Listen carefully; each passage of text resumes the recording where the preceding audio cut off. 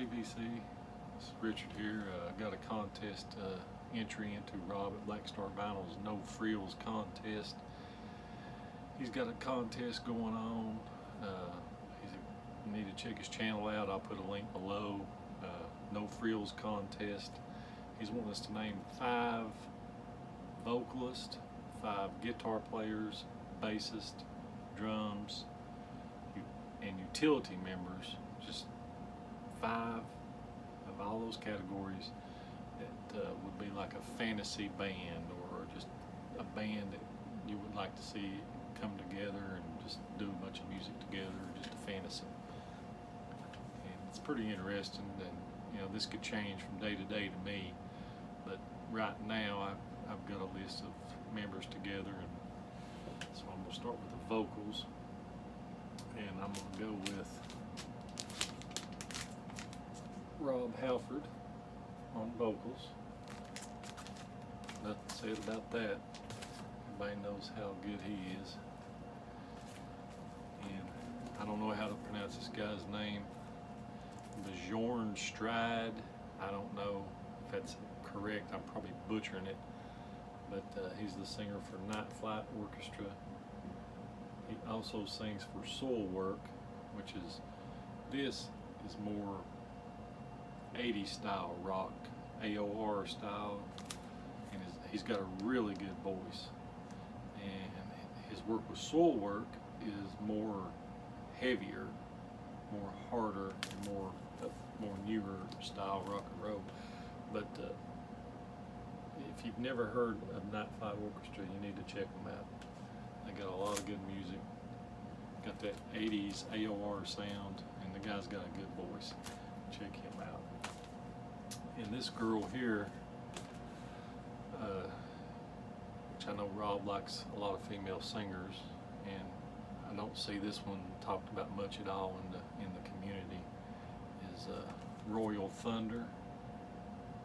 The name of this album is Wick, and her name is Minnie Parsons, and she's got a really strong, powerful voice. The kind of psychedelic hard rock mix.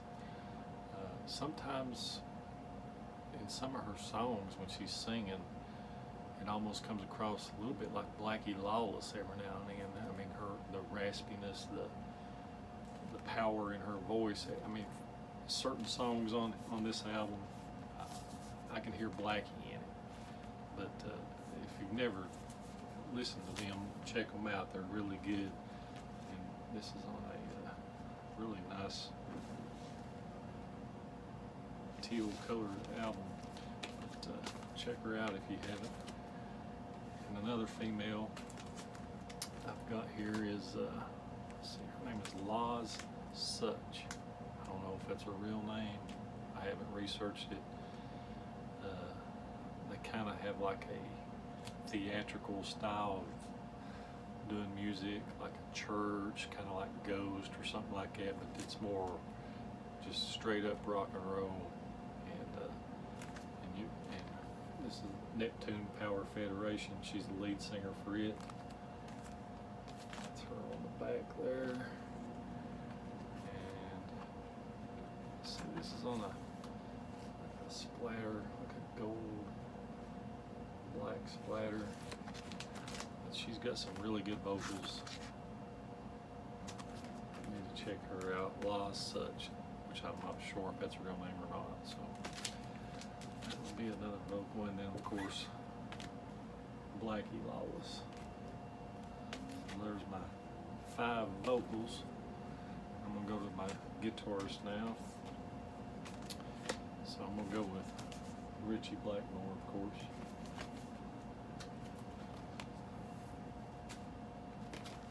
Gotta love Richie. Michael Schenker.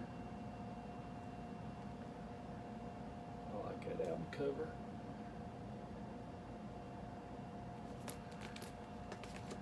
And Buck Dharma. I think he would be he's got some unique styles to play when he plays.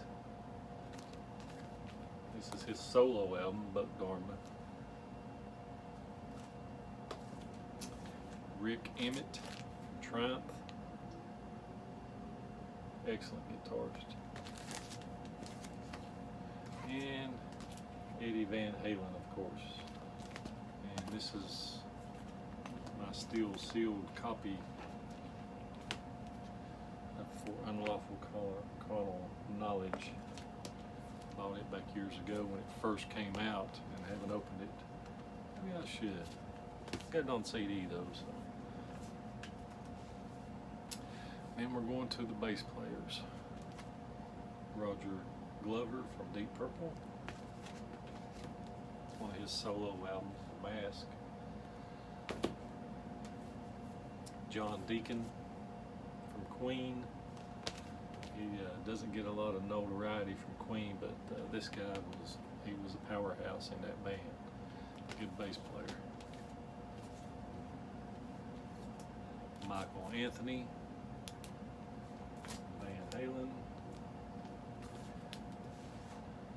Glenn Hughes from Deep Purple.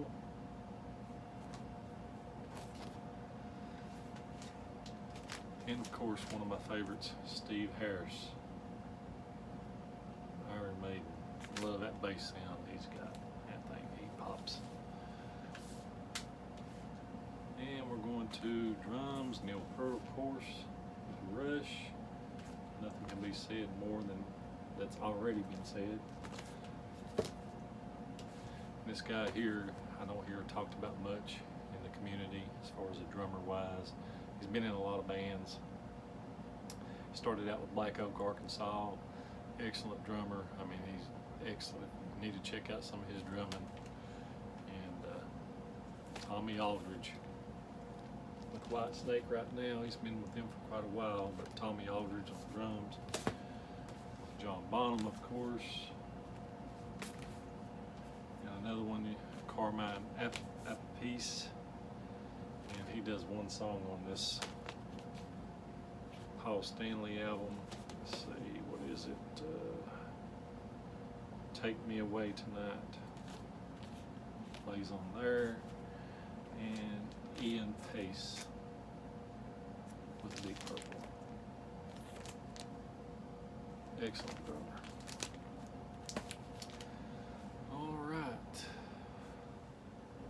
Okay, these are my utility members, and let's just pick 5 utility members. Just somebody to add to this band that you think would be interesting and make it a lot better. So I'm going to go with Eddie Jobson.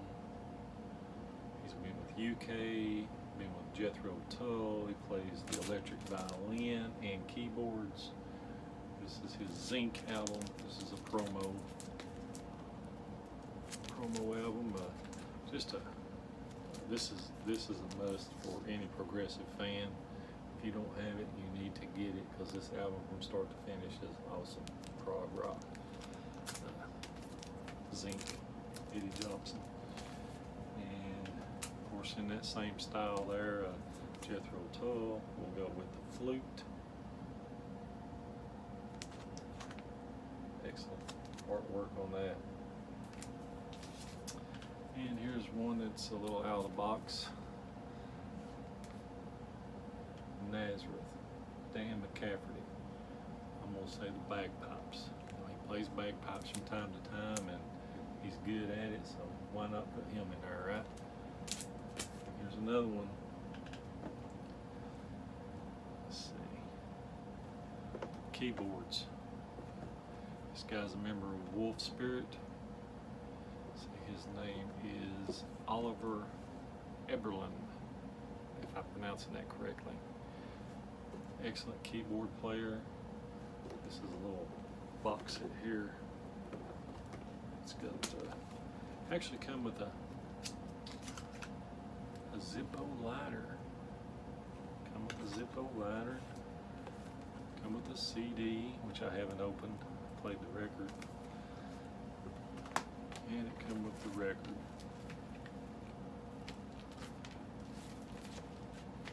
It is on a kind of a marble purple splatter. But excellent keyboard player.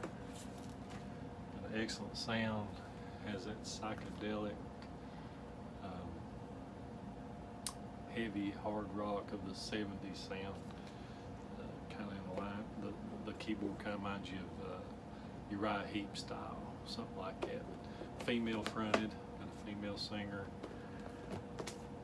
And last utility member would be Jim Dandy.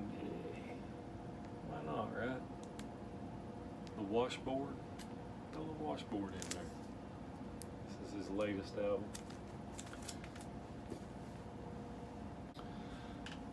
Okay, Rob wants us to show 5 albums that have an emotional attachment to us. He says we can talk about them or just show them, whatever, but some type of album or record that has a emotional attachment.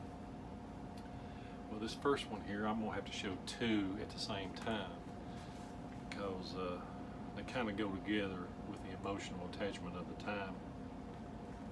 It was Aldo Nova's Blood on the Bricks tour, and the main attraction here, Aldo Nova, of course, and the opening band was Flies on Fire. I don't know if any of you guys are familiar with this band, but a really good band. I never see this. I don't know if it's hard to find or what, but a very good band. Kind of reminds you of Rolling Stones a little bit. Flies on Fire. They were the opening act for Aldo Nova at that time.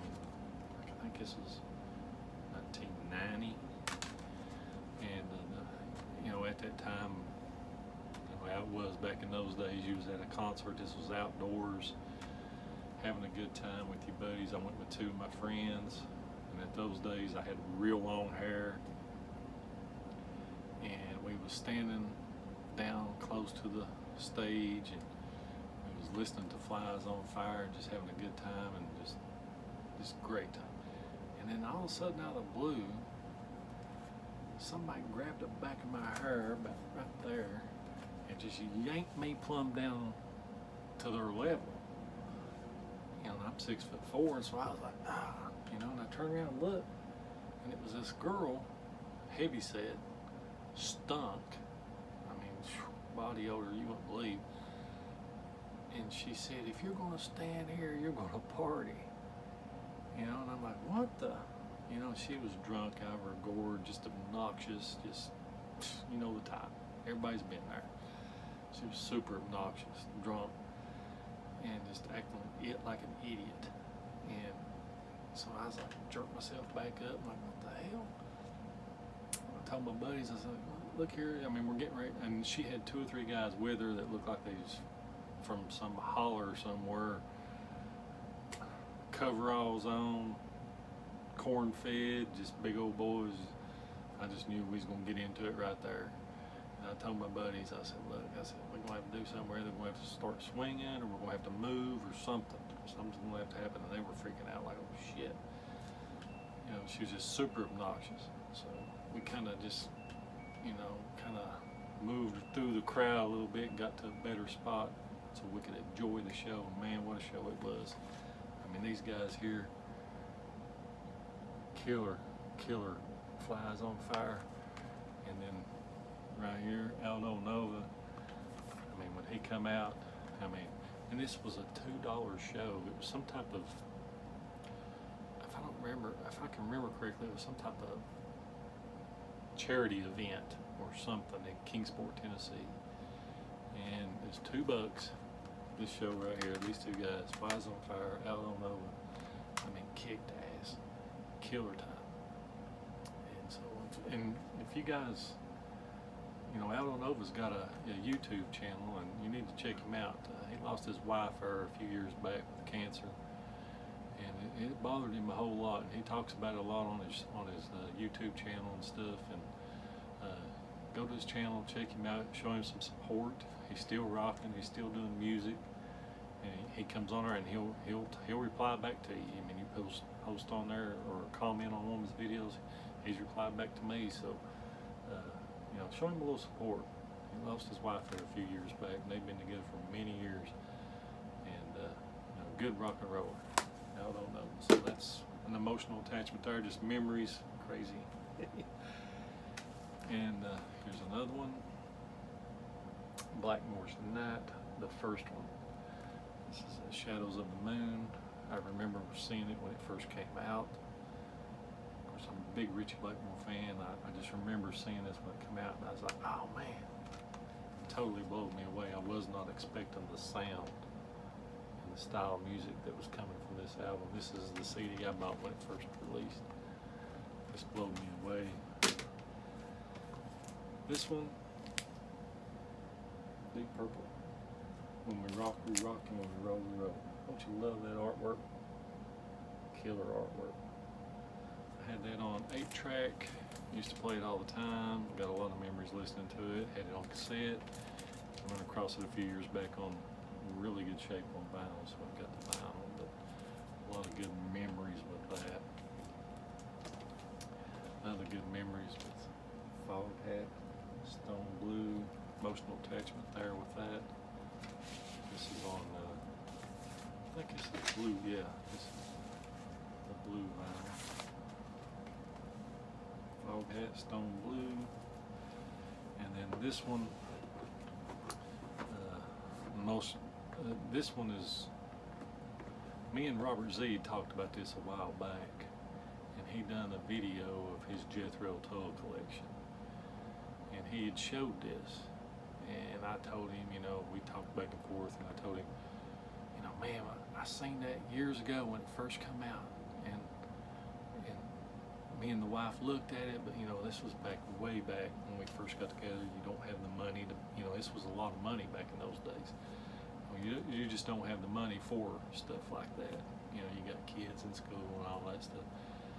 So I just let it slide, never seen it again, looked for it, couldn't find it, and just kind of, you know, never really looked hard, but, you know, I remember me and her looking at it and was like, man, we'd love to have that. Well, my birthday is August the 30th. Well, the other day, she totally shocked me. I mean, she said, you want your birthday present? I said, sure. And, you know, of course, yeah, that's it. So she got it for me, and what's so funny is me and Robert Z was just talking about it because he showed it, and I told him the story, and then, you know, here it is. It's Jethro Tull box set CD. It's like a cigar case, and it's got a little latch here. You open it up. I mean, look at this. This is a great shape.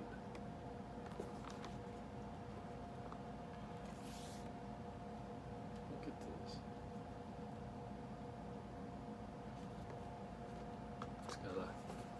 It's got the book with it.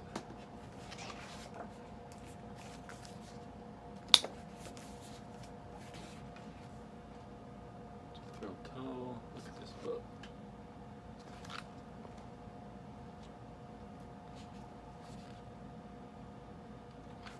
I can't match Robert Z's collection, but I'm working on it. Check this book out. All these pictures is amazing.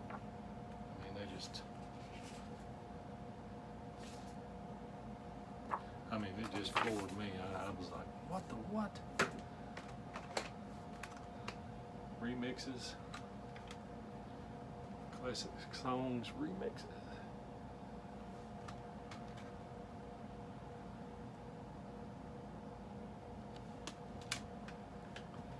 This has got, let's see, My Sunday Feeling, Song for Jeffrey, Heavy Horses. So this one is Jethro Tull, The Beacons bottom tapes.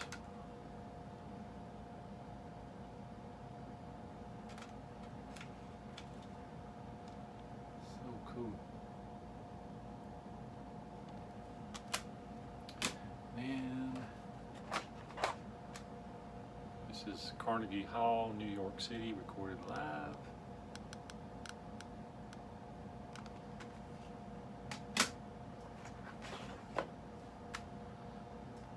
Potpourri.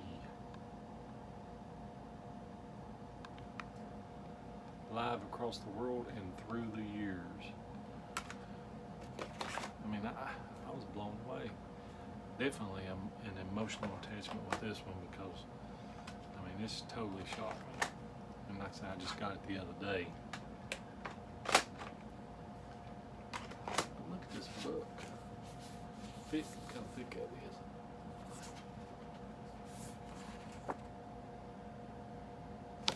Pictures.